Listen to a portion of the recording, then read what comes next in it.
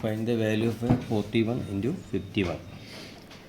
അതിന് സ്പ്ലിറ്റ് ചെയ്യുക. സ്പ്ലിറ്റ് ചെയ്യുമ്പോൾ 40 + 1 50 + 1. ഇതെങ്ങനെയാണ് ഇൻറ്റു ചെയ്യുന്നത് ചോദിച്ചു കഴിഞ്ഞാൽ ഏറ്റവും എളുപ്പത്തിൽ 4 × 5 ചെയ്യുക, 20 കിട്ടും. ഇതിലൊരു പൂജ്യമുണ്ട്, ഇതിലൊരു പൂജ്യമുണ്ട്. അപ്പോൾ 2 പൂജ്യം കൂടി ആഡ് ചെയ്യുക. അടുത്തത് 40 × 1 40 ആണ്. അടുത്തത് 1 × 50 50. നെക്സ്റ്റ് 1 × 1 1. ഇത് ആഡ് ചെയ്യുമ്പോൾ വളരെ എളുപ്പമാണ്.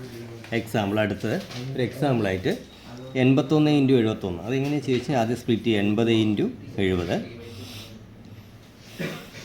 നോക്കൂ 8 × 7 56. ഇതിൽ 2 പൂജ്യങ്ങളുണ്ട്, അപ്പോൾ ആ 2 പൂജ്യം ചേർത്ത് എഴുതുക. അടുത്ത് 80 × 1 80.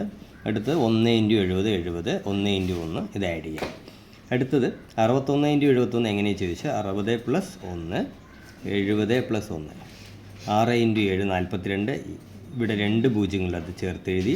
അടുത്ത് 60 × 1 60.